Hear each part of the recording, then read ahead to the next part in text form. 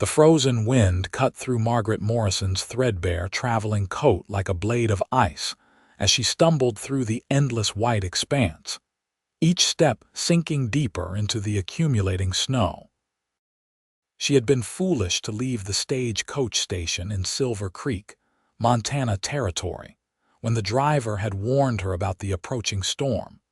But the telegram had been clear that her intended husband would meet her there, not at the larger depot in Helena where she was supposed to wait.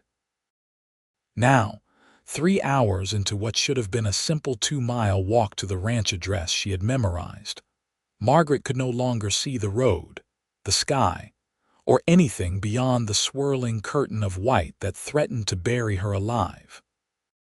Her fingers had long since gone numb inside her thin gloves, and her feet felt like blocks of ice in her worn leather boots. The carpetbag containing all her worldly possessions weighed heavily in her aching arms, but she refused to leave it behind, clinging to it as if it were an anchor to the life she hoped to build in this brutal frontier. The year was 1882, and Margaret had traveled all the way from Boston, answering an advertisement for a bride placed by a rancher named William Everett, who needed a wife to help manage his household. At 22 years old, she had been left with few prospects after her father's death had revealed debts that consumed everything, including the small dress shop where she had worked.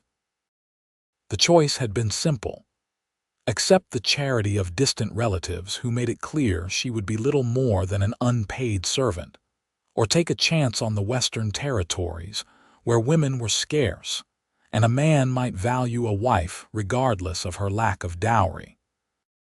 She had chosen the unknown, trading one uncertain future for another, and now that gamble seemed likely to cost her life as the cold seeped deeper into her bones and her legs began to fail beneath her. Margaret fell to her knees in the snow, gasping for air that burned her lungs with each breath. She tried to stand, but her body refused to cooperate, the exhaustion and cold combining to rob her of strength. Tears froze on her cheeks as she realized she might die here, alone in this white wilderness, her body not discovered until spring thawed the snow. She thought of her mother, dead these 5 years, and wondered if she would soon join her. The wind howled around her like a living thing, and through the sound she thought she heard something else, a deep voice calling out, but perhaps it was only her mind beginning to slip away into the darkness that crept at the edges of her vision. "Hello, can you hear me?" The voice was real, closer now, cutting through the storm with an urgency that made Margaret try once more to stand. She managed to raise her head, squinting against the stinging snow, and saw a dark shape moving toward her, massive and indistinct in the whiteout. For a moment she feared it might be a bear, but then the shape resolved into a man on horseback, wrapped in a heavy coat with a wide-brimmed hat pulled low against the wind. He dismounted before his horse had fully stopped, landing in the snow beside her with the easy grace of someone born to this harsh land. "Jesus Christ, woman, what are you doing out here?" The man dropped to his knees beside her, and Margaret found herself staring into the most striking pair of gray eyes she had ever seen, set in a face weathered by sun and wind but undeniably handsome beneath several days' worth of dark stubble. He could not have been much older than 30, with strong features and a firm jaw that spoke of determination and strength. His hands, large and rough with calluses, touched her face with surprising gentleness as he assessed her condition. "You are half frozen. How long have you been out here?" "I do not know," Margaret managed to whisper through chattering teeth. "I was walking to the Everett Ranch. I got lost when the storm came." The man's expression darkened. "The Everett Ranch. That is 8 miles from Silver Creek, and you are heading in the wrong direction. You are on my land now, and another hour in this storm would have killed you." He stood, pulling her up with him as if she weighed nothing, and Margaret's legs buckled beneath her. Without hesitation, he swept her into his arms, carpetbag and all, and carried her to his horse. The animal, a massive bay gelding, stood steady despite the screaming wind. "We need to get you warm. My ranch is only a mile from here. Can you hold on?" Before Margaret could answer, he had mounted with her cradled against his chest, settling her in front of him and wrapping his heavy coat around them both. The warmth of his body was shocking after the cold, and she found herself pressing against him involuntarily, seeking more of that blessed heat. He urged the horse forward, keeping one arm locked around her waist while the other controlled the reins. Through the howling storm, he guided the animal with a confidence that suggested he knew every inch of this land, even blind in the snow. "What is your name?" he asked, his voice rumbling through his chest where her head rested. "Margaret Morrison," she replied, feeling consciousness beginning to slip away now that she was safe. "I came from Boston to marry William Everett. He was supposed to meet me in Silver Creek." "William Everett is a drunk and a fool who lost half his ranch to gambling debts last year," the man said flatly. "If he sent for a mail-order bride, he is probably planning to work you to death while he drinks himself into an early grave. You are fortunate you did not find his place." His arm tightened around her slightly. "I am Kane Zimmerman, and this is my ranch you wandered onto. Right now, you are mine to take care of, and I do not let what is mine come to harm." The possessive words should have alarmed her, but there was something in his tone that spoke of protection rather than threat.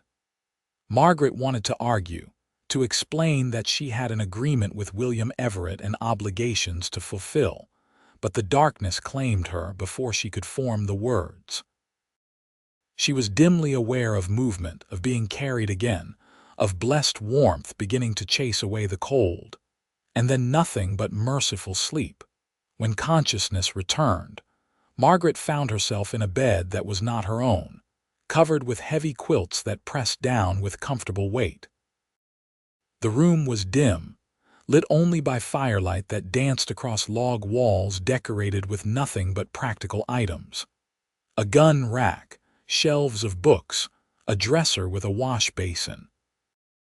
The bed itself was large and sturdy, made of rough-hewn logs that matched the walls, and she lay there dressed in a flannel nightshirt that was far too large for her frame. For a moment panic flared as she realized someone had undressed her while she was unconscious, but then she noticed her own clothes hanging near the fire to dry, arranged with careful modesty, and a woman's traveling robe laid across the foot of the bed.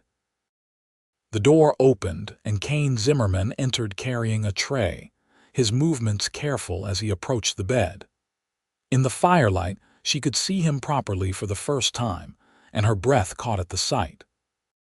He had removed his heavy outdoor clothes and now wore simple denim trousers and a dark flannel shirt that stretched across shoulders that seemed impossibly broad. His hair, now that she could see it without the hat, was dark brown and slightly too long, curling at his collar. He had shaved, revealing the full, strong lines of his face, and when those gray eyes met hers, she felt something stir in her chest that had nothing to do with the cold she had endured. "You are awake. That is good." He set the tray on a small table beside the bed. "You need to eat something. I made soup and there is fresh bread. Nothing fancy, but it will warm you from the inside." His voice was gruff but not unkind, and Margaret saw concern in his eyes as he studied her face. "How do you feel?" "Warm," she said, surprised by how hoarse her voice sounded, and embarrassed. "I should not have tried to walk in the storm. The stagecoach driver warned me, but the telegram said to come to Silver Creek, and I thought." She trailed off, feeling foolish. Kane pulled a chair close to the bed and sat, his expression serious. "Did William Everett send that telegram himself?" "I assume so. It was signed with his name.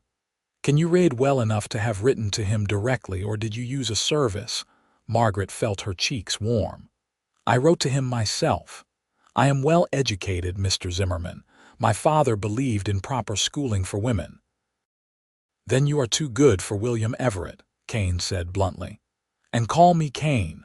I do not stand on formality. He picked up the soup bowl and handed it to her, waiting until she had propped herself up against the pillows before releasing it. I apologize for undressing you, but your clothes were wet, and you needed to get warm. My sister's nightshirt and robe are the only women's things I have in the house. She lived with me for a time before she married and moved to Helena.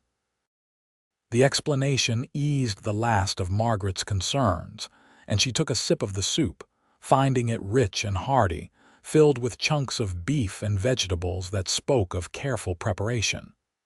This is very good. Thank you for saving my life, Kane. I do not know what would have happened if you had not found me. You would have died, he said simply. I was checking on my cattle when I saw movement in the distance. I almost did not investigate, thinking it was just a deer or elk, but something made me ride closer.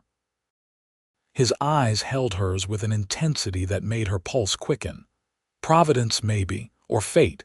Either way, I found you, and now you are here. I cannot stay, Margaret said, though the words felt wrong even as she spoke them. I have an agreement with Mr. Everett. He paid for my passage from Boston, and I owe him the courtesy of at least meeting with him. Kane's jaw tightened. William Everett did not pay for your passage. I know this because I saw him last week in town, begging for whiskey money. Whatever money he might have had 6 months ago when he placed that advertisement is long gone. If you received travel money, it came from somewhere else, or you paid your own way. Margaret's hands trembled slightly as she held the soup bowl. I paid my own way, she admitted quietly. Mr. Everett wrote that he would reimburse me upon my arrival, that the advertisement service had required him to pay them directly. I used the last of my savings for the train ticket and stagecoach fare. Then you owe him nothing. Kane leaned forward, his elbows on his knees, his gaze never leaving her face. Listen to me, Margaret Morrison. I do not know what kind of life you left behind in Boston, but I can tell you what awaits you at the Everett Ranch. A falling-down house with a leaking roof and broken windows. Fields left unplanted because William drinks instead of works. Debts with every merchant in Silver Creek and half of Helena. You would be living in poverty with a man who would expect you to fix everything while he continues to destroy himself with drink. His voice softened slightly. You seem like an intelligent woman. Is that really the life you traveled all this way to embrace? What choice do I have? Margaret set the soup bowl down, her appetite suddenly gone despite the gnawing hunger in her belly. I have no money to return to Boston. I have no family there who wants me. I came west because it was the only option left to me, and now you tell me even that option is a lie. It is not a lie, Kane said quietly. You came west to start a new life, to find a place where you could build something better than what you left behind. That part is still true. You just cannot do it with William Everett. He stood, moving to the fireplace where he stared into the flames for a long moment before turning back to face her. The storm is going to last at least another day, maybe 2. You need to stay here until it passes. Let yourself recover properly from the cold. While you are here, let me show you what Montana can really be. Let me show you my ranch, my life, and then you can make a decision based on truth instead of desperate hope. Something in his words made her throat tight with emotion. Why would you do this? You do not know me. I could be anyone running from anything. You could be, Kane agreed, moving back to the chair and sitting once more. But I have learned to read people, Margaret. I see a woman who has been knocked down by life but refuses to stay down. I see someone who was brave enough to travel halfway across the country alone to take a chance on an uncertain future. I see strength and grace and a stubborn determination that reminds me of my sister." He paused, and when he spoke again, his voice was rough with something that might have been longing. "And I see someone I pulled from the snow, half dead, who I carried into my home and made safe. That makes you mine to protect, at least until you are well enough to make your own choices."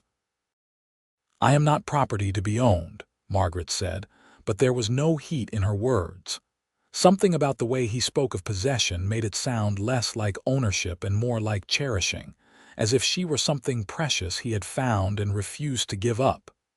"No, you are not property." Kane's lips quirked in what might have been a smile. "But you are under my roof, eating my food, wearing my sister's nightshirt, and until this storm passes, you are dependent on me for your survival. That gives me the right to speak plainly and the responsibility to ensure you make decisions that will not get you killed or worse." He stood again, this time moving toward the door. "Rest now. Your body needs time to recover from the cold. I will check on you in a few hours. If you need anything, I will be just down the hall in my office. This ranch does not run itself, even in a blizzard." After he left, Margaret lay back against the pillows, her mind spinning with everything that had happened. Less than 12 hours ago, she had been a mail-order bride traveling to meet her intended husband. Now she was lying in a stranger's bed. That husband revealed as a drunken failure, and the stranger himself claiming some kind of protective ownership over her that should have been alarming, but instead felt oddly comforting. Kane Zimmerman was nothing like what she had expected from a Western rancher. He was educated enough to own books, skilled enough to make good soup, and confident enough to speak his mind without apology. And he was handsome in a way that made her heart beat faster, with those piercing gray eyes and strong hands that had held her so carefully. She touched her cheek, where he had first cupped her face in the snow, checking for signs of frostbite. The gesture had been practical and necessary, but she remembered the gentleness of it, the way his rough hands had been careful not to hurt her. No man had ever touched her with such care, certainly not the few suitors who had shown interest in Boston before her father's death had destroyed her prospects. Those men had seen her as a step toward her father's business connections, not as a person worthy of consideration in her own right. Sleep claimed her again, deep and dreamless, and when she woke the room was brighter, the storm still raging outside but muted by the thick walls of the ranch house. Kane must have checked on her while she slept because the fire had been built up and a fresh tray sat on the bedside table, this time containing coffee, bread, butter, and what looked like scrambled eggs. Her stomach growled at the sight, and she realized she was ravenously hungry. The soup from earlier had not been enough to make up for the hours she had spent burning energy trying to survive in the cold. Margaret wrapped herself in the traveling robe and managed to stand, pleased to discover that her legs were steady beneath her. Her feet were tender but showed no signs of frostbite, and her fingers, though still slightly numb at the tips, moved normally. She had been incredibly fortunate. A few more hours in that storm and she would have lost fingers and toes at the very least, if she had survived at all. The thought made her shudder, and she moved closer to the fire, soaking in its warmth while she ate the simple but delicious breakfast. A soft knock at the door preceded Kane's entrance. He carried her carpetbag in one hand and a bundle of clothes in the other. "I thought you might want your things," he said, setting the bag beside the bed. "And these are more of my sister's clothes. Catherine is about your height and build, so they should fit well enough until your own clothes are properly cleaned and mended." He set the bundle on the bed. "Some of your things got wet and will need repair. I can sew well enough to fix a torn shirt or reattach a button, but women's clothes are beyond my skill. I can do my own mending, Margaret said quickly. I worked in my father's dress shop for years. I am very skilled with a needle. Interest flickered in Kane's eyes. A dress shop? Then you know how to manage a business, not just sew pretty things. I kept the books, managed inventory, dealt with suppliers, and yes, I sewed pretty things. My father believed I should understand every aspect of the business. Margaret felt a familiar pang of grief at the memory. After he died, I discovered he had been hiding the extent of his debts. The shop was sold to pay what he owed, and I was left with nothing. Kane sat in the chair again, his attention fully focused on her in a way that was both flattering and slightly unnerving. A man who teaches his daughter real skills and trusts her with responsibility is a good father, even if he made poor financial choices in the end. He tilted his head slightly, studying her. That experience would be valuable out here. This territory is full of women who need someone skilled in dressmaking and alterations. Silver Creek does not even have a proper seamstress. Women have to order from catalogs or make do with whatever the general store carries. Are you suggesting I should start a business? Margaret could not keep the surprise from her voice. I am suggesting you have options beyond marrying a drunk or returning to Boston in defeat. Kane's voice was matter-of-fact. But that is a conversation for later, when you are fully recovered and the storm has passed. For now, I wanted to let you know that I need to go out to check on the cattle. I will be gone for a few hours. The house is yours to explore if you feel strong enough. Stay warm and do not overexert yourself.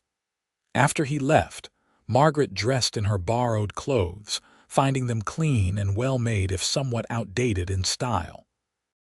Kane Zimmerman, whoever she was, had good taste, and clearly Kane cared enough about his sister to keep her belongings in good condition, even after she had moved away. The house itself was larger than she had expected, with 4 bedrooms, a spacious kitchen, a formal dining room that looked rarely used, a comfortable sitting room, and what appeared to be an office with a desk covered in papers and ledgers. Everything was clean and well-maintained, if somewhat spartanly decorated, suggesting Kane either employed a housekeeper or was uncommonly tidy for a bachelor. The kitchen was warm and inviting, with a large cast iron stove that radiated heat and windows that would probably provide a lovely view when they were not covered with snow. Margaret found herself imagining what it would be like to cook here, to prepare meals in this space that was so much larger and better equipped than the tiny kitchen in the Boston boarding house, where she had spent her last months in the city. The thought brought her up short. Why was she imagining herself in Kane's kitchen, as if she had any right to be there permanently? She explored the rest of the house with growing appreciation for the care that had gone into building it. The logs were well fitted, the windows tight against drafts, the floors solid and level. This was the home of a man who took pride in his work and had the means to do things properly. The sitting room contained a bookshelf filled with an eclectic collection: agricultural manuals, classic literature, history books, even a few novels. Margaret pulled out a copy of Jane Eyre and settled into the chair nearest the fireplace, losing herself in the familiar story while the storm raged outside. She must have dozed off because the next thing she knew, Kane was shaking snow from his coat in the doorway, his face red from the cold but his eyes lighting up when he saw her curled in the chair with his book. "I see you found the library," he said, amusement coloring his tone. Catherine used to sit in that exact spot, reading for hours. I swear she went through every book on that shelf at least twice. Your sister sounds like a woman I would enjoy meeting. Margaret closed the book and stood, feeling slightly guilty for having made herself so much at home. How are the cattle? Cold and unhappy, but alive. I lost a few head in an early storm last year, so I built better shelters this season. The investment is paying off. He moved to the kitchen and Margaret followed, watching as he filled the coffee pot and set it on the stove. I have been thinking about your situation while I was out there freezing. I have a proposition for you. Margaret's stomach tightened with apprehension. What kind of proposition? The practical kind. Kane turned to face her, leaning against the counter with his arms crossed. You need a place to live and a way to support yourself. I need someone to help manage this ranch. Not just cooking and cleaning, though that would be part of it, but real management. Someone to keep the books, manage supplies, handle correspondence with buyers, maybe even help with planning for the spring planting. My sister did that before she married, and since she left, I have been struggling to keep up with both the physical work and the paperwork. You are offering me employment. Margaret felt a strange mixture of relief and disappointment, though she could not have explained the latter even to herself. I am offering you a partnership, Kane corrected. Employment suggests you would just be following my orders. What I need is someone with a brain and skills who can think for themselves and help make this ranch more successful. I would pay you a fair wage, provide room and board, and after a year, if things work out, I would be willing to discuss profit sharing. He paused, his gray eyes serious. And before you ask, yes, there would be talk. A single woman living with a single man always causes talk, but you would have your own room with a lock on the door, and my sister would vouch for my character if needed. Catherine is well respected in Helena, and her husband is a lawyer. One letter from her would silence most gossip. It was a generous offer, far more generous than Margaret had any right to expect from a stranger. Why would you do this for me? You do not know anything about me beyond what I have told you. Kane was quiet for a long moment, his gaze steady on her face. I know you were brave enough to cross the country alone. I know you have skills that are valuable and rare out here. I know you are educated and capable of having a conversation beyond livestock prices and weather. He pushed away from the counter, moving closer until only a few feet separated them. And I know that when I pulled you from that snow and you looked at me with those dark eyes, something in my chest shifted in a way it never has before. I cannot explain it, Margaret. I just know that letting you walk away to marry William Everett or struggle alone in a town where you know no one would be wrong. So I am offering you an alternative. Take it or leave it, but at least consider it before you make any other decisions. Her heart was pounding so hard she was certain he must be able to hear it. You said I was yours, she whispered. In the storm, you said I was yours now. I did say that. Kane did not look away or try to soften the words, and I meant it. From the moment I saw you in that snow, something in me claimed you. I know that is not modern thinking, and I know you have every right to tell me to mind my own business, but I have never been good at hiding what I feel. You are mine to protect, mine to care for, and if you will let me, mine to keep. What exactly does keep mean? Margaret's voice was barely audible, her entire body tense with an emotion she could not quite name. It means whatever you want it to mean. Kane reached out slowly, giving her time to pull away, and when she did not, he cupped her face with one rough hand just as he had in the snow. If you want it to mean only employment and protection, then that is what it will be. If you want it to mean friendship and partnership, I can give you that. And if someday you want it to mean more, if you want it to mean forever and everything that comes with that, then I will count myself the most fortunate man in Montana. His thumb brushed across her cheekbone with infinite gentleness. But right now, injured and vulnerable in my home, you are in no position to make such decisions. So I am offering you time and space to heal, to learn about me and this life, and to choose your own path without pressure or obligation.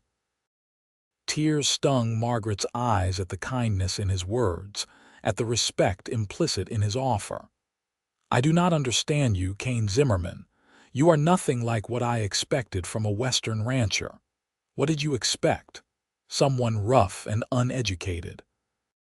Someone who would see a woman as nothing more than a servant and a vessel for children. Someone who would not care about my thoughts or my skills beyond how they could serve him."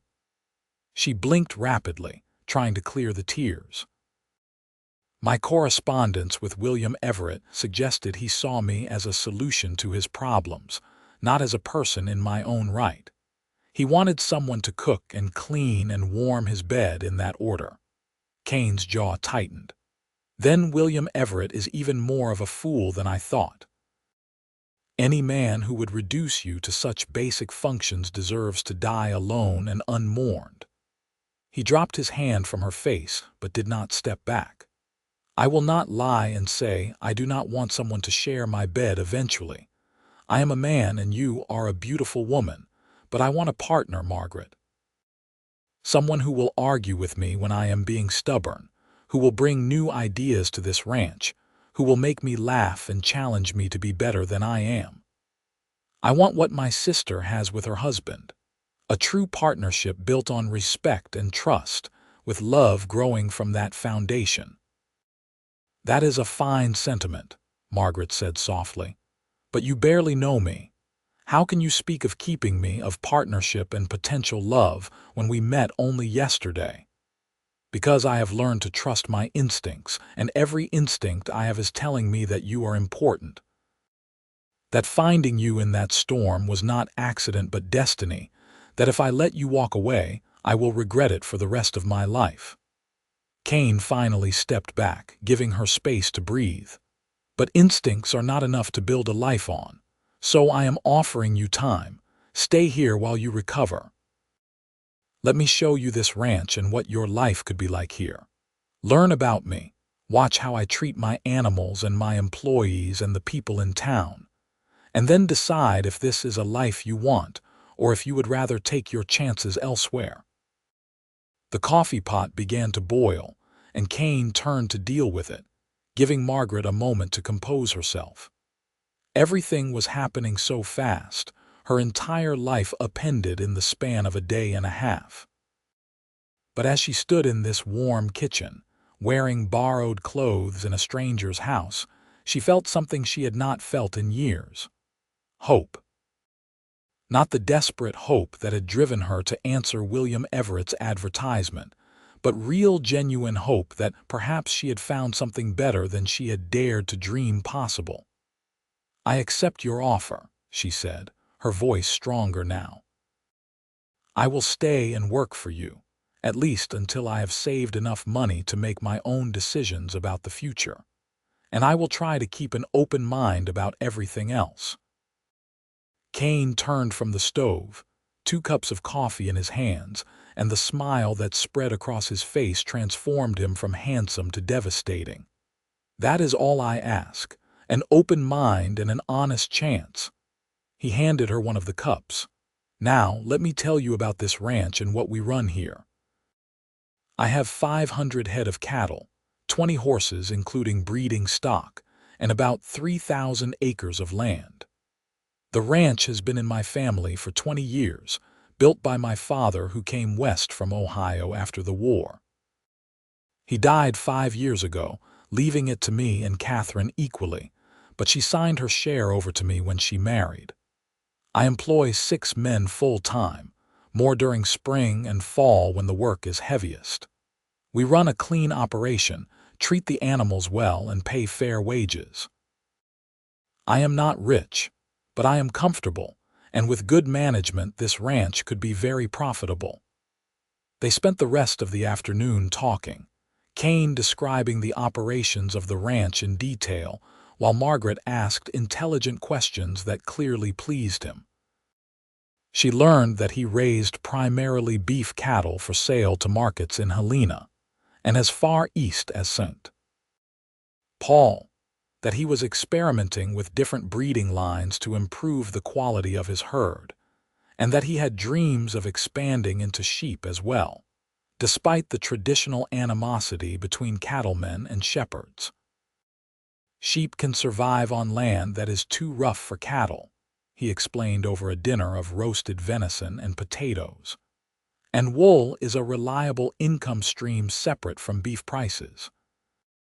But I would need someone to manage the sheep side of things, someone smart enough to learn the business and dedicated enough to build it properly. I have been thinking about hiring someone, but the right person is hard to find. Why not learn it yourself? Margaret asked, savoring the perfectly cooked meat. Kane was an excellent cook, another surprise in a man full of them. Because there are only so many hours in the day, and I am already stretched thin managing what I have. Kane refilled her water glass from a pitcher. This is why I need a real partner, not just a housekeeper. Someone who can take on major responsibilities and free me up to focus on the aspects of the ranch that I am best at. What are you best at? Cattle. I have a gift for reading the animals, for knowing which ones will produce the best calves, which ones are likely to have problems, which ones to sell and which ones to keep. I can look at a cow and tell you her entire reproductive future with about 90% accuracy. But paperwork makes me want to tear my hair out and planning drives me mad. I am a doing person, not a thinking person. Margaret could not help but smile at his self-assessment. And yet you own a library full of books. I read for pleasure, not for work. There is a difference. Kane grinned at her, and she felt her heart skip a beat. Catherine used to say I had the soul of a poet trapped in the body of a rancher. I am not sure if that was a compliment or an insult. Definitely a compliment, Margaret said before she could stop herself, then felt her cheeks heat at the admission. The storm continued through the night and into the next day, keeping them trapped inside the house together. Margaret found herself settling into an easy routine with Kane, cooking meals together in the kitchen, sitting by the fire in the evenings while he read ranch reports, and she mended her damaged clothes, talking about everything and nothing. He told her stories about growing up on the ranch, about the hard early years when money was scarce, and every decision meant the difference between success and failure. She told him about Boston, about her father's slow decline as debts mounted, about the humiliation of having to sell everything she had ever known. "You miss the city?" Kane asked on the second evening, looking up from a ledger he had been studying. Margaret considered the question carefully. "I miss having a purpose. In the dress shop, I knew what I was doing and why it mattered. After Father died, I was adrift, just existing day to day without any real direction. Coming west was my attempt to find purpose again, even if that purpose was just being someone's wife and running their household." "Purpose is important," Kane agreed. "Without it, we are just taking up space. Here, though, you would have purpose. Real work that matters, that builds something lasting." "Is that appealing?" "More than I expected," Margaret admitted. "When I left Boston, I thought I was giving up independence for security. I thought being a mail-order bride meant subjugating myself to a husband's wishes. But what you are describing is different. You are talking about real partnership, about valuing my contributions equally." "Because they would be equal," Kane set the ledger aside, giving her his full attention. "Margaret, I could hire a housekeeper for minimal wages. I could find a bookkeeper in Silver Creek or Helena if I really needed one. What I cannot easily find is someone who combines all the skills I need with the intelligence to see the bigger picture and the courage to speak up when they disagree with me. You have all of that, and you have something else too." "What is that?" "You make this house feel like a home instead of just a place where I sleep between work." His voice was soft, almost vulnerable. "These past 2 days, having you here, talking with you, cooking with you, just existing in the same space as you, It has felt right in a way nothing has since Catherine left. This house has been empty without a woman's presence, and I do not just mean for practical reasons. I mean it has lacked warmth and life, and the kind of energy that makes a man want to come inside at the end of a long day instead of finding excuses to stay in the barn. Margaret's hand stilled on the shirt she was mending. "Kane, you barely know me. How can you say such things? I know enough." He stood and crossed to where she sat, kneeling beside her chair so they were at eye level. "I know you are kind because you thanked me for saving your life even though you were half dead from cold. I know you are proud because you insisted on doing your own mending despite having been through an ordeal. I know you are curious because you have asked 100 questions about the ranch and actually listened to the answers. I know you are brave because you left everything familiar to start over in a strange place. And I know you are beautiful, inside and out, because every time I look at you my heart does this stupid thing where it forgets how to beat properly." "That is quite a list," Margaret whispered, unable to look away from his intense gray eyes. "I could make it longer. I could tell you how I notice the way you bite your lower lip when you are thinking, or how your eyes light up when you talk about your father's shop, or how you hum under your breath when you cook. I could tell you that I have never wanted to kiss someone as badly as I want to kiss you right now, but I will not because you deserve time and space to figure out what you want without me pushing you." He reached up and tucked a strand of hair behind her ear, his fingers lingering against her cheek. "I am not a patient man by nature, Margaret, but for you I will learn to be." Her breath caught in her throat at the raw honesty in his voice. "What if I do not want you to be patient?"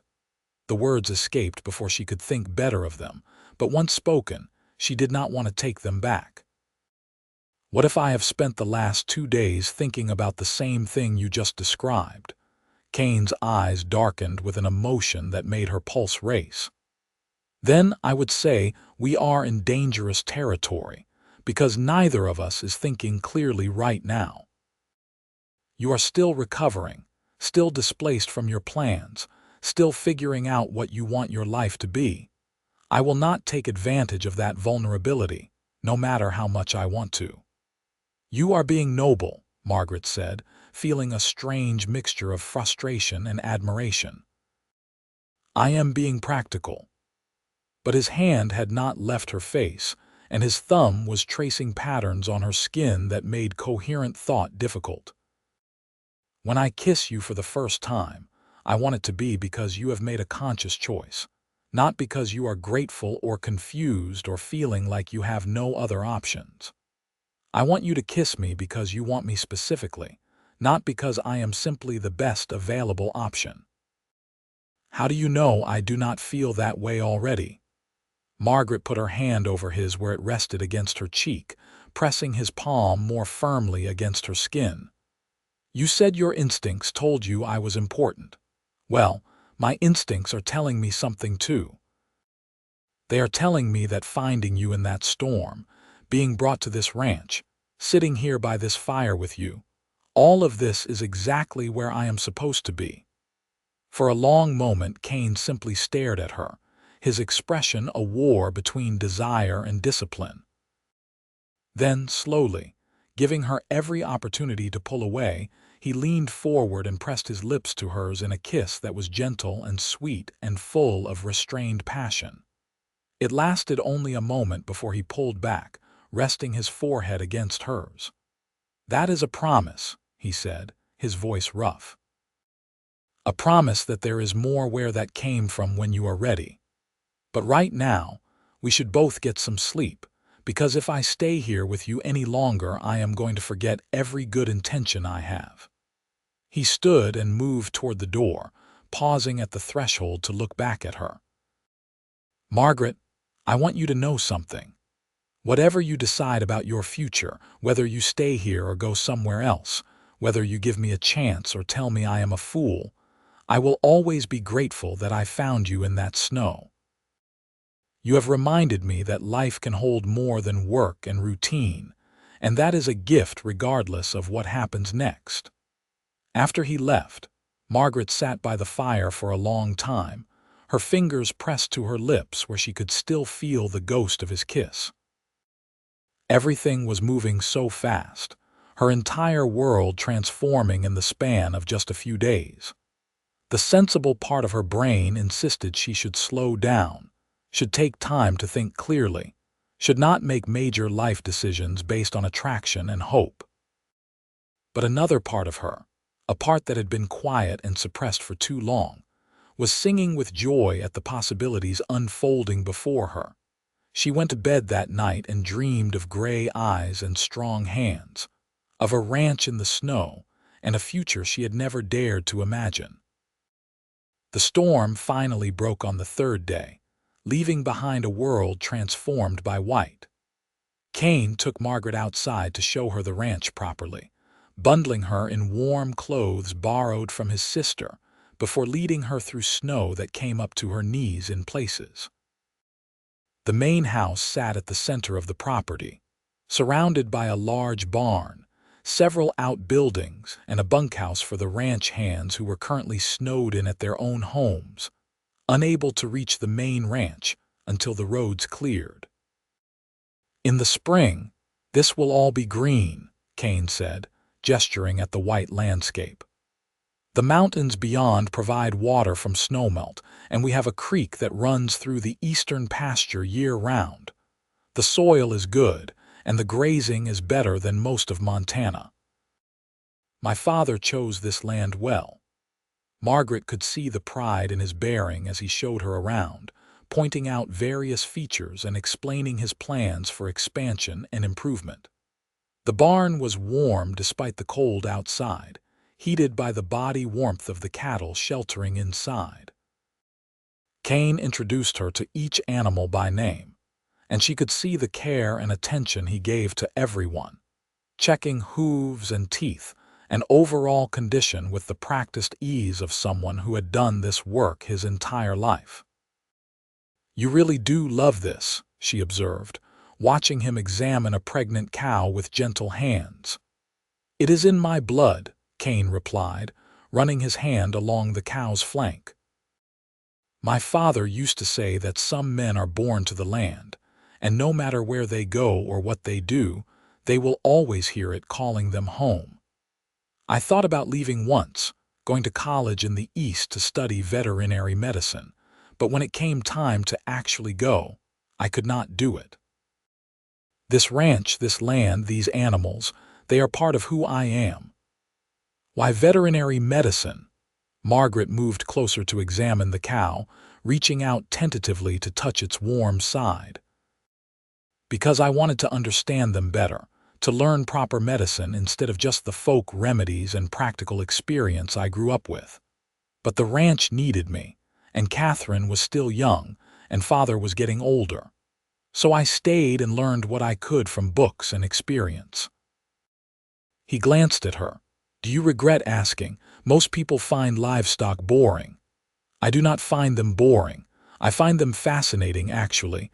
They are so different from anything I knew in Boston." Margaret smiled at the cow, which was regarding her with large, gentle eyes. "In the city, meat came wrapped in paper from the butcher. I never thought about where it came from or how it was raised. This is much more real." Kane straightened, and there was approval in his expression. "Real is a good word for ranch life. Everything here is immediate and tangible. You can see the results of your work, good or bad. There is something satisfying about that, about building something with your own hands and knowing it will last." They spent the rest of the morning touring the property, Kane pointing out property boundaries and explaining the seasonal rhythms of ranch work. Despite the cold, Margaret found herself captivated by his vision for the land, by the careful thought he had put into every aspect of the operation. This was not a man who did things by half measures. Kane Zimmerman committed fully to whatever he undertook, and the ranch thrived because of that dedication. When they returned to the house for lunch, They found a rider approaching through the snow. Kane's expression darkened as he recognized the horse. "That is William Everett's horse. This should be interesting." The man who dismounted in the yard was everything Kane was not. Where Kane was tall and strong, William Everett was slight and stooped. Where Kane's eyes were clear and focused, Everett's were bloodshot and unfocused. Where Kane moved with purpose and grace, Everett stumbled through the snow with the unsteady gait of a man who had been drinking. He could not have been more than 35, but he looked 20 years older, his face puffy and lined, his clothes dirty and unkempt. "Zimmerman," Everett slurred slightly. "Heard you pulled a woman out of the snow couple days back. That woman is mine. She came here to marry me, and I want her." "The woman has a name," Kane said coldly. "And she is not yours or anyone's property. But yes, Margaret Morrison is here, safe and healthy despite your incompetence in giving her the wrong location and failing to meet her as promised." Everett's eyes, already narrow, became slits. "You had no right to keep her here. I paid good money for her passage and she owes me." "That is a lie." Kane's voice was flat and dangerous. "Margaret paid her own way and you know it. She owes you nothing." For the first time, William Everett seemed to notice Margaret standing beside Kane. His gaze raked over her in a way that made her skin crawl. "You are prettier than I expected from the photograph you sent. That is good. I can forgive you for getting lost if you make it worth my while." He took a step forward, reaching for her, but Kane moved between them with the fluid speed of a predator. "Touch her and I will break your hand," Kane said quietly. "Margaret is under my protection now, and she will remain so until she decides otherwise. You can turn around and ride back to your failing ranch, or I can throw you off my property. Your choice." "You cannot keep her," Everett protested, but there was fear in his eyes now. "She came here to be my wife." "She came here on false pretenses," Kane corrected. "You lied about paying her way. You lied about the location of your ranch. You failed to meet her as promised. As far as I am concerned, any agreement between you is void. Now get off my land before I lose my temper." Margaret stepped forward, placing a hand on Kane's arm. She could feel the tension in him, the barely controlled anger, and she knew she needed to speak before this escalated into violence. "Mr. Everett, I appreciate that you took the time to write to me, but Mr. Zimmerman is correct. The agreement we made was based on information that turned out to be false. I cannot in good conscience enter into a marriage under such circumstances. I wish you well, but I will not be coming with you." "You will regret this," Everett snarled, his face flushing red. "Both of you. I know people in Silver Creek, people who will make your lives difficult. A woman living alone with a man, neither of them married, that is grounds for scandal. The decent people in town will not stand for it." "The decent people in town have known me my entire life," Kane said evenly. "They also know you, Everett, and your reputation as a drunk and a failure. If you want to start slinging mud, I guarantee you will come out worse than we will. Now leave, before I help you onto your horse with the toe of my boot." Everett glared at them both, but had enough self-preservation to recognize a losing battle. He climbed onto his horse with none of Kane's natural grace and wheeled the animal around. "You have not heard the last of this," he called over his shoulder before spurring his horse into a clumsy trot through the snow. They watched him disappear into the distance before Kane turned to Margaret, his expression concerned. "I apologize for that. Are you all right?" "I am fine." Margaret was surprised to find it was true. "Thank you for standing up for me. I know that could have gone very badly. It could have, but it did not." Kane guided her back toward the house. "Everett is all bluster. He does not have the backbone for real confrontation, and everyone in the county knows it. His threat about causing scandal is empty. The worst that will happen is some gossip, and that will die down quickly enough when people see that you and I are both respectable. Are we respectable? Margaret asked with a small smile. An unmarried woman living with an unmarried man. Kane's lips quirked. We will be once you agree to marry me properly instead of just living under my roof as an employee. Margaret stopped walking, staring at him. Did you just propose marriage? He had the grace to look slightly embarrassed. That was poorly done. I meant to lead up to it gradually, maybe after you had been here a few weeks and had a chance to see what life on the ranch is really like. But yes, that was a proposal, albeit a clumsy one. He turned to face her fully, taking both her hands in his. Margaret Morrison, I know it has only been a few days, but in those days you have become essential to me. I cannot imagine this house without you in it. I cannot imagine sitting by that fire at night without you across from me. I cannot imagine my future without you in it. So I am asking, badly but sincerely, if you would consider staying here permanently. Not as an employee, but as my wife and my partner in all things. Her heart was racing so fast she felt dizzy. Kane, this is madness. We barely know each other. I know enough. I know that you are everything I did not realize I was looking for. I know that my instincts have never been wrong about the important things, and they are telling me you are the most important thing that has ever happened to me.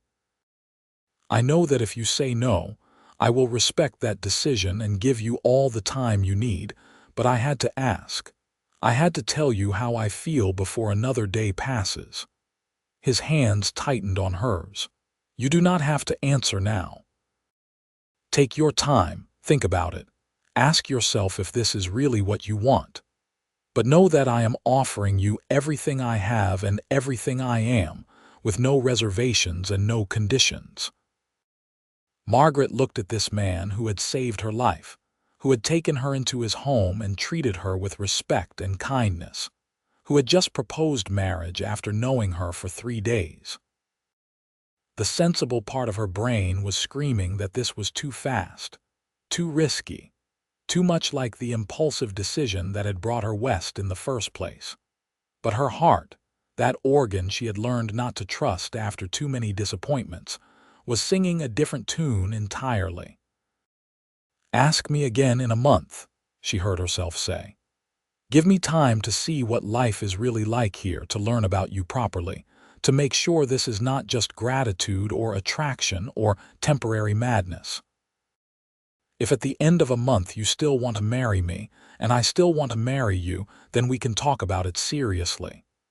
Kane's face split into a grin that transformed him from handsome to absolutely devastating. That is not a no. I can work with that. He pulled her close, wrapping his arms around her in a hug that was warm and strong and felt like the safest place in the world. 1 month, Margaret. I am going to spend the next 30 days proving to you that we belong together. The ranch hands returned 2 days later once the roads had cleared enough for travel. Kane introduced Margaret as his new bookkeeper and household manager, a title that raised a few eyebrows but no outright challenges. The men were polite if curious, treating her with the respect due to the boss's woman, even though Kane had been careful not to publicly claim that role yet. Margaret threw herself into learning the operations of the ranch, spending hours going through ledgers and inventory lists, talking with the hands about their needs and concerns, and beginning to understand the complex web of decisions that went into running a successful cattle operation. She discovered that Kane had undersold his financial situation. The ranch was not just comfortable but actually quite prosperous, with money in the bank and assets that would make them wealthy by most standards. But Kane lived simply, reinvesting most of the profits back into the land and the cattle, planning for long-term success rather than short-term luxury. Margaret approved of this approach, seeing in it the same kind of careful management her father should have practiced but had not. Within a week, She had reorganized the entire bookkeeping system, implementing a method she had developed at the dress shop that made it easier to track expenses and identify areas for improvement. Kane was impressed, and not shy about saying so, praising her work to anyone who would listen. The ranch hands, initially skeptical of a city woman's ability to understand their world, gradually warmed to her as they saw that she was genuinely interested in learning and willing to work hard. Margaret found herself falling into a routine that felt natural and right. She woke early to prepare breakfast for Kane and whichever hands were working near the main house that day. She spent her mornings on paperwork and planning, her afternoons learning practical skills from Kane like riding and basic animal husbandry, and her evenings in quiet companionship by the fire.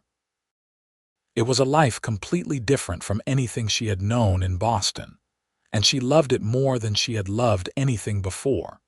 Kane, true to his word, spent those weeks courting her with a dedication that was both flattering and overwhelming.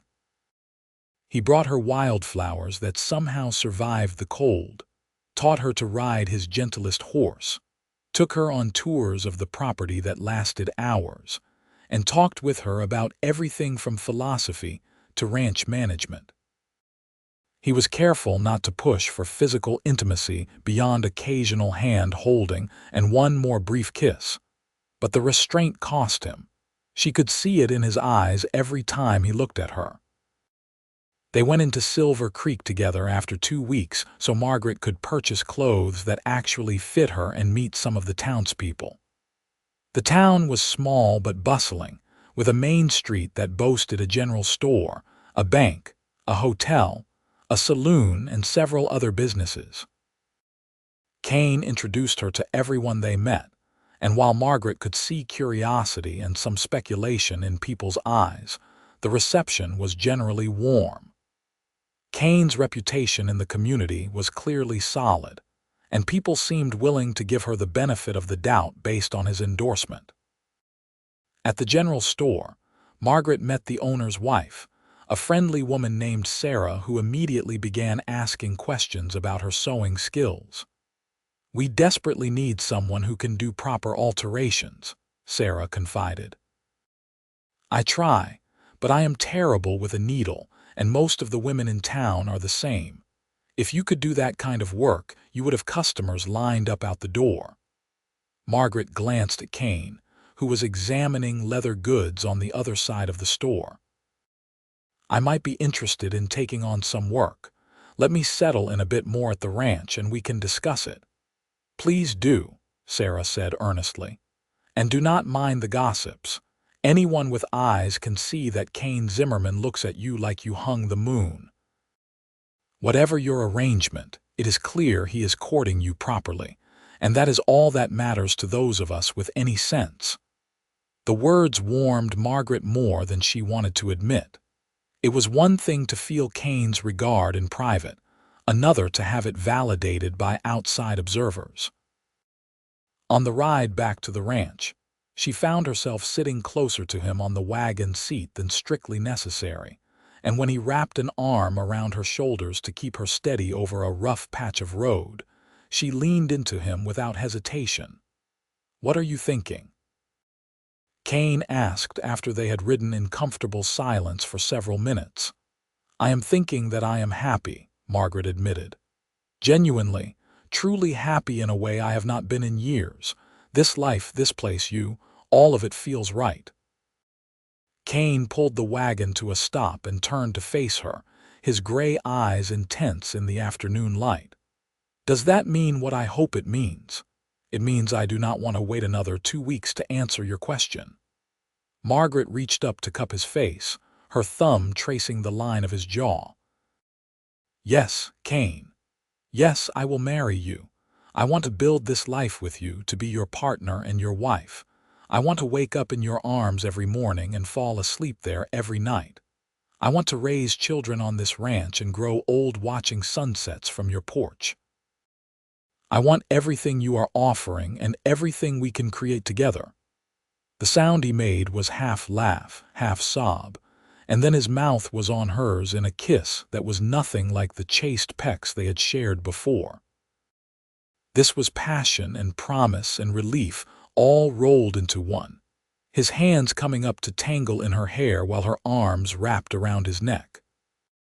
They kissed until they were both breathless, until the horses grew impatient and stamped their feet, until the sun began to dip toward the horizon, and they remembered they were sitting in an open wagon on a public road.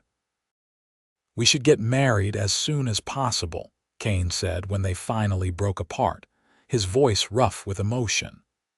"I do not care about a big ceremony or fancy clothes. I just want you to be mine legally and completely, so there is no question or confusion about where you belong." "Where we belong," Margaret corrected gently. "I belong with you, and you belong with me. That is how partnership works." They were married 3 days later in Silver Creek by the local preacher, with Sarah and her husband standing as witnesses. Margaret wore a simple blue dress that Kane had insisted on buying her, and he wore his one good suit that made him look uncomfortable but devastatingly handsome.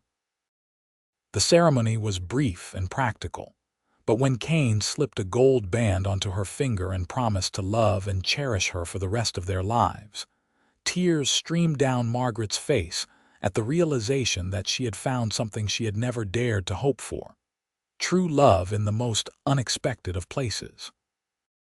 The wedding night was everything Margaret had dreamed and more, Kane's passion tempered by gentleness, and his experience guided by genuine care for her pleasure. He took his time learning her body, mapping every curve and hollow with hands and mouth, until she was gasping his name. When he finally made her truly his, the brief pain was nothing compared to the overwhelming sense of rightness, of two pieces clicking together to form a whole.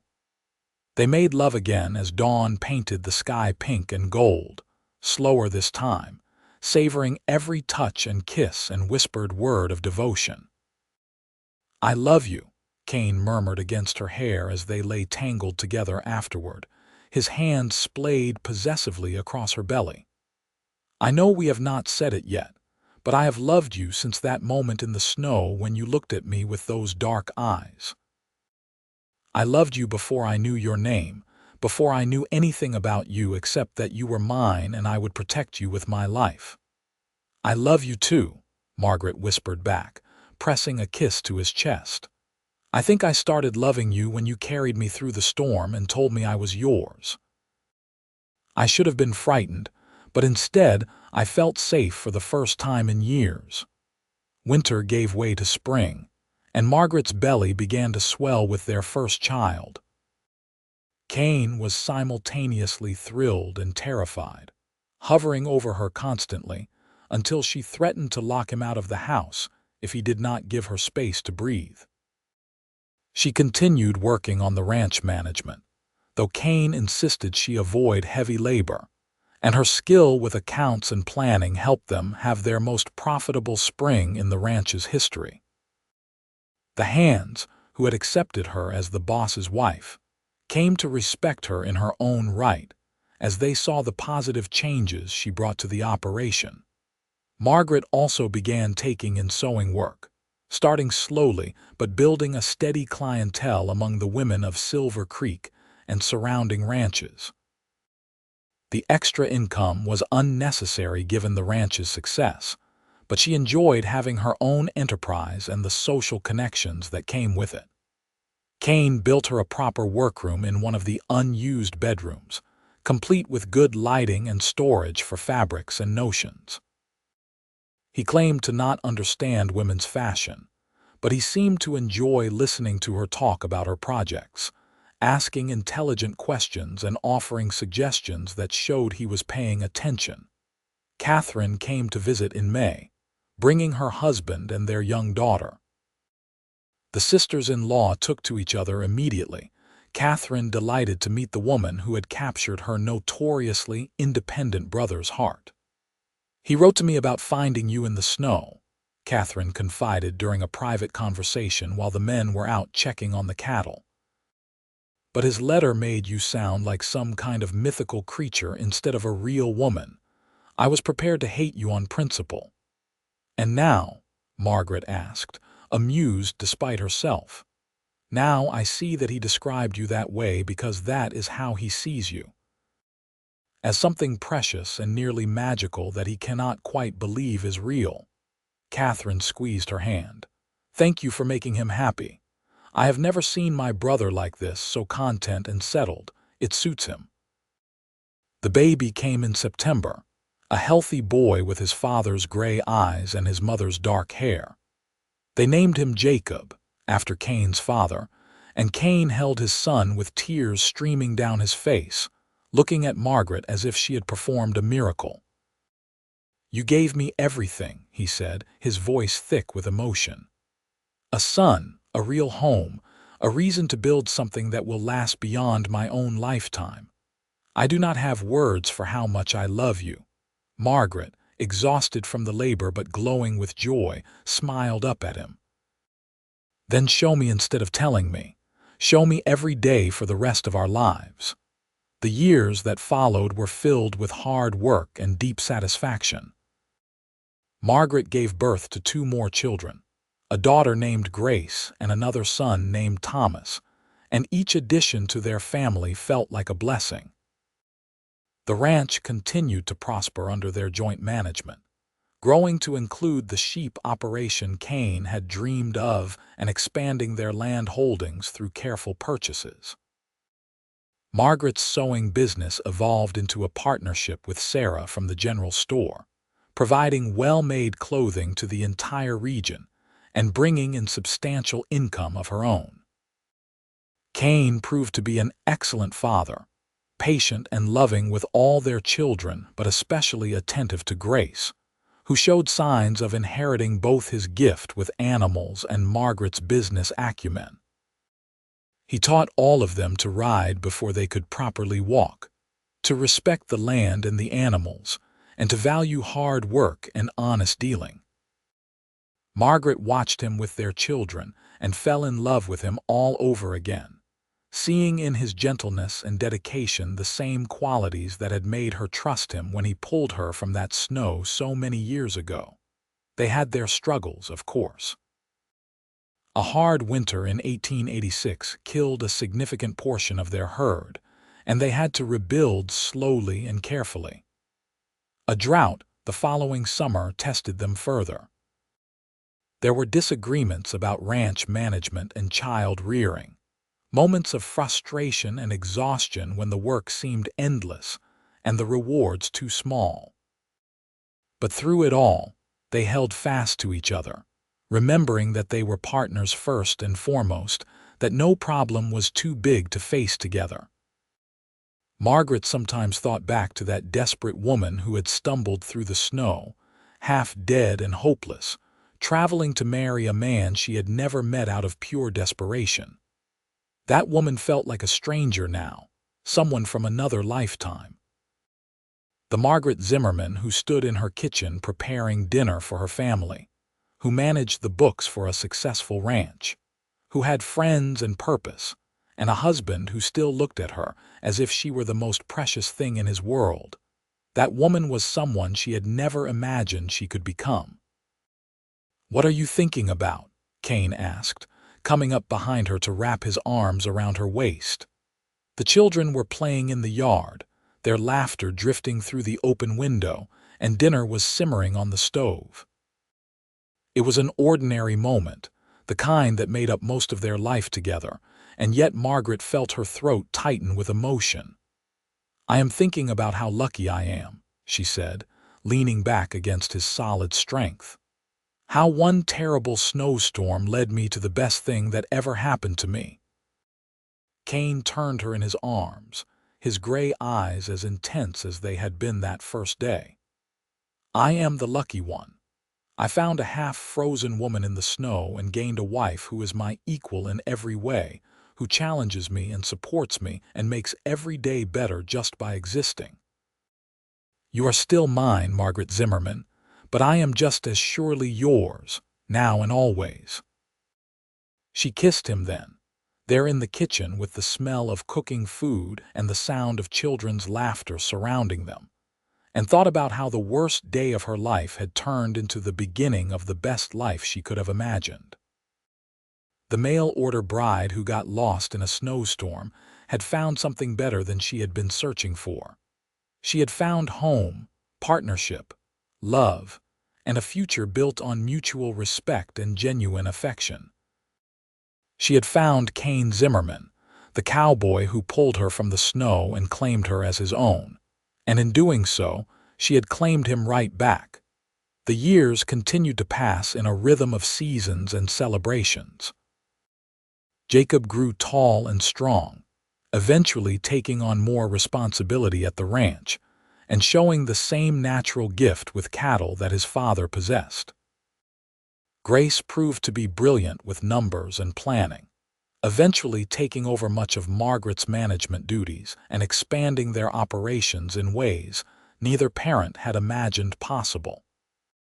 Thomas, the youngest, had his mother's artistic eye and his father's determination, and he surprised everyone by developing a talent for horse breeding that made the Zimmerman ranch horses sought after across 3 territories.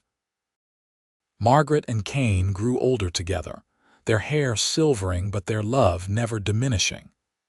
They added a wide porch to the house where they sat every evening, watching the sunset paint the mountains in shades of gold and purple.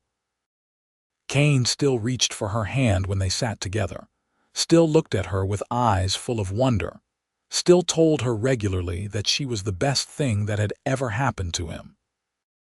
On their 20th wedding anniversary, Kane surprised her by commissioning a portrait from a traveling artist who passed through Silver Creek. They sat for hours having their likenesses captured, Margaret in her finest dress and Kane in a new suit, their hands clasped together, and their expressions showing the deep contentment of 2 people who had built a life they loved. "So our grandchildren will know what we looked like when we were young," Kane explained when Margaret questioned the expense. "So they will see that their grandmother was the most beautiful woman in Montana, and their grandfather was the luckiest man alive." Margaret laughed and kissed him, not caring that the artist was trying to work. "You are still a romantic, Kane Zimmerman." "Only for you," he replied, pulling her close despite the artist's protests. "Only ever for you." They watched their children marry and start families of their own. Jacob married a rancher's daughter from Helena, who was as stubborn and capable as his mother. Grace shocked everyone by choosing a banker from Silver Creek who supported her business ambitions and treated her as an equal partner. Thomas married the sister of one of the ranch hands, a quiet girl who shared his love of horses and proved to be the perfect complement to his intensity. The grandchildren came in abundance, filling the house with noise and laughter that reminded Margaret of her own chaotic childhood before her father's financial troubles. She and Kane spoiled them outrageously, taking them on rides across the ranch, teaching them to fish in the creek, telling them stories about the old days when Montana was still wild and untamed. The children loved their grandfather's tale about finding their grandmother in a snowstorm, always begging to hear it again despite having heard it dozens of times. "Tell us about when Grandma almost died," they would beg, eyes wide with the drama of it.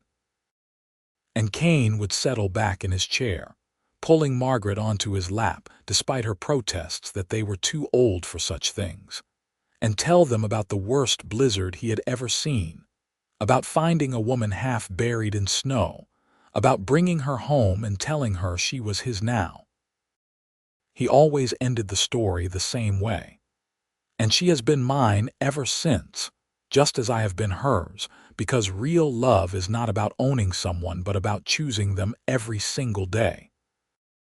Margaret would add her part then, about how terrified and desperate she had been, about how Kane had seemed like salvation itself appearing through the snow, about how she had fallen in love with a cowboy who read books and cooked soup and treated her like a partner instead of property. The grandchildren would sigh happily, satisfied with this evidence that true love existed and could be found in the most unexpected places. As they entered their 60s, Kane and Margaret gradually handed over more of the daily ranch operations to their children, while they focused on the things they enjoyed most. Kane spent his days working with Thomas on the horse breeding program, while Margaret continued her sewing business on a smaller scale, taking on only the projects that interested her and spending more time mentoring young women who wanted to learn the trade. They traveled occasionally, taking a trip to Boston so Margaret could show Kane where she had grown up and visit her father's grave.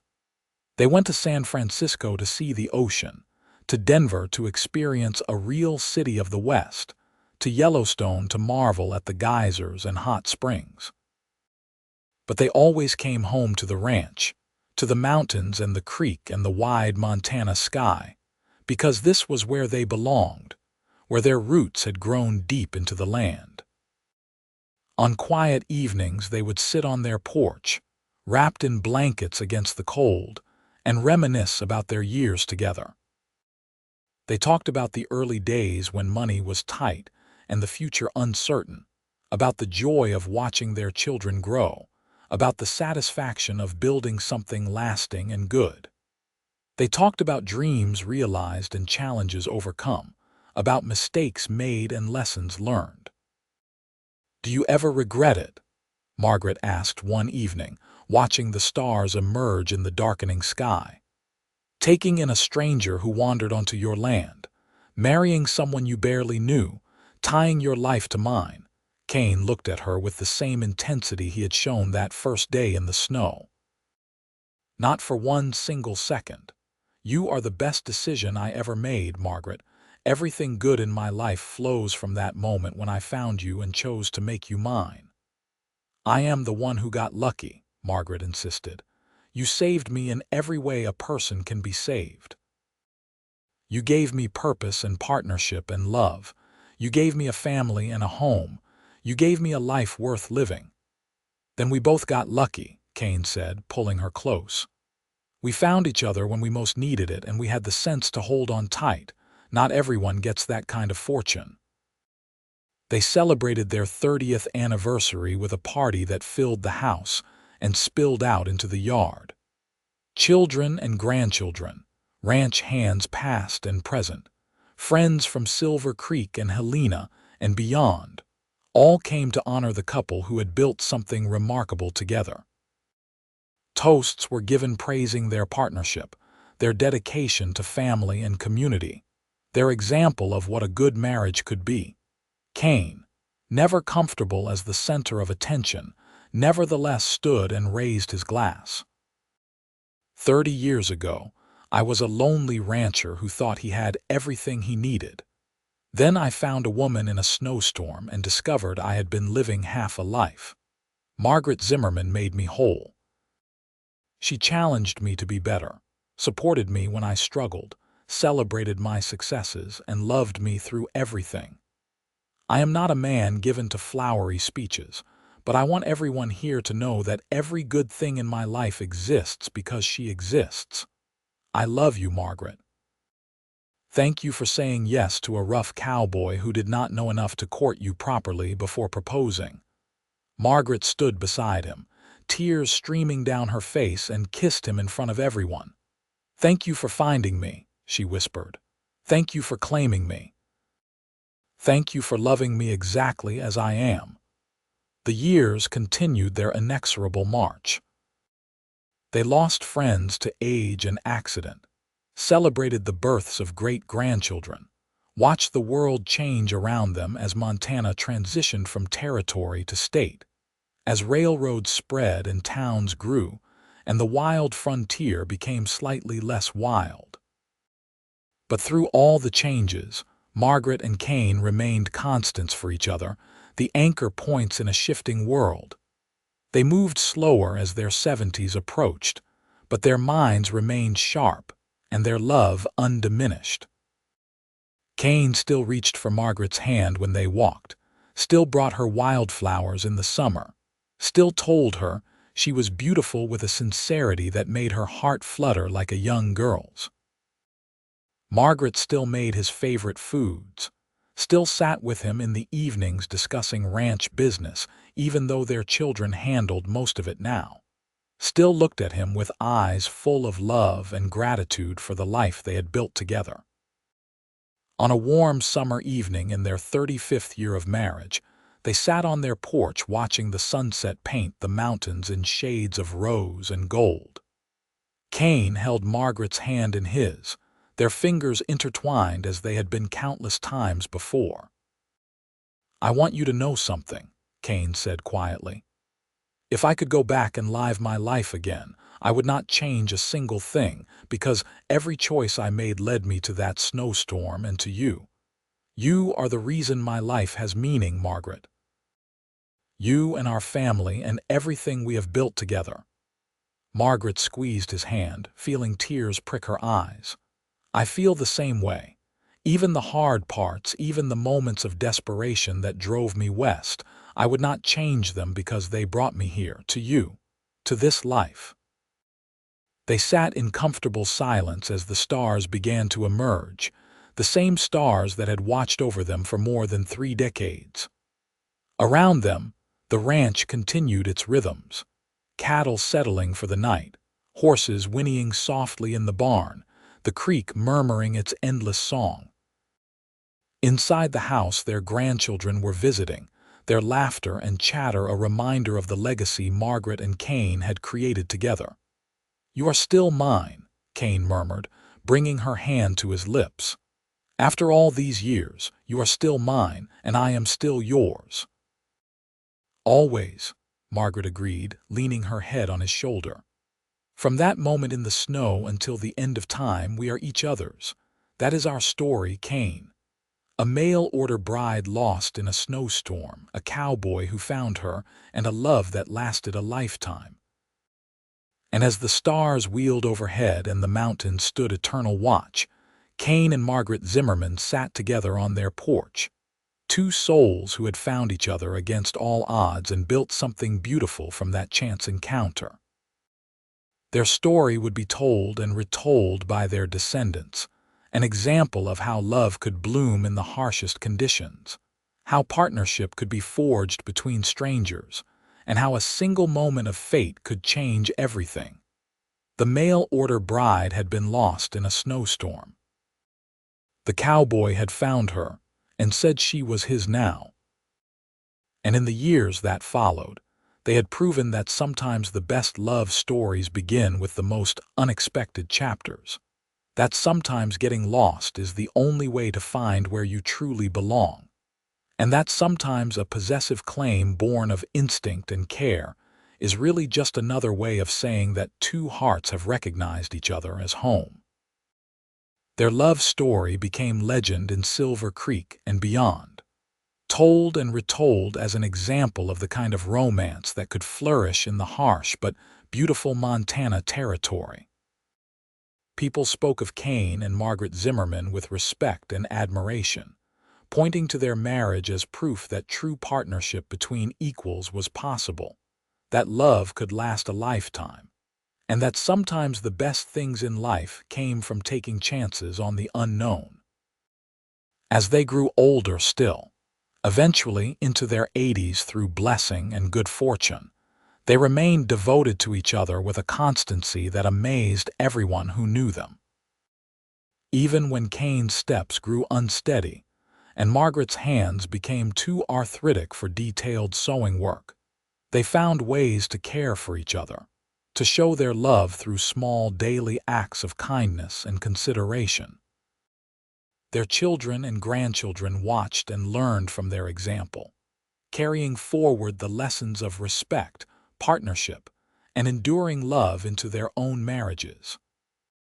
The Zimmerman Ranch continued to prosper under the management of the next generations, but everyone acknowledged that its success was built on the foundation Kane and Margaret had established together, that their love and partnership had created something that would last long after they were gone. On a crisp autumn morning in their 42nd year of marriage, Kane and Margaret took their usual walk around the property, moving slowly but steadily along the paths they had worn smooth over decades of walking together.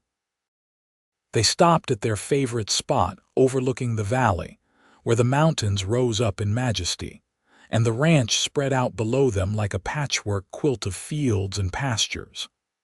"This is the best view in all of Montana," Kane said, his arm around Margaret's waist. "And I am not talking about the mountains." Margaret laughed, the sound as bright and clear as it had been when she was 22. "You are incorrigible, Kane Zimmerman. After all these years, you still say things that make me blush. After all these years, you still blush like a girl when I compliment you. That is one of the many things I love about you." He turned her to face him, his gray eyes still sharp despite his age. "I need you to promise me something, Margaret." "Anything," she said, suddenly serious at his tone. "When I am gone, and I will be someday because that is the way of things, I need you to promise me you will not spend your remaining years mourning. Live fully, enjoy our grandchildren and great-grandchildren, maybe even take on a few sewing projects if your hands permit. Remember me with joy, not with sadness, because every moment we had together was a gift." Tears filled Margaret's eyes.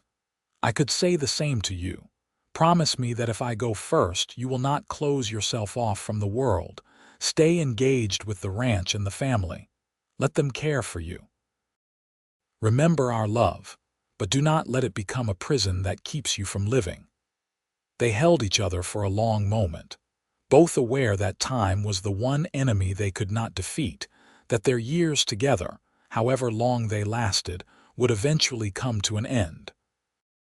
But rather than fear that ending, they chose to celebrate the time they had, to be grateful for every additional day together rather than mourn the inevitable loss. "I love you," Kane said against her hair.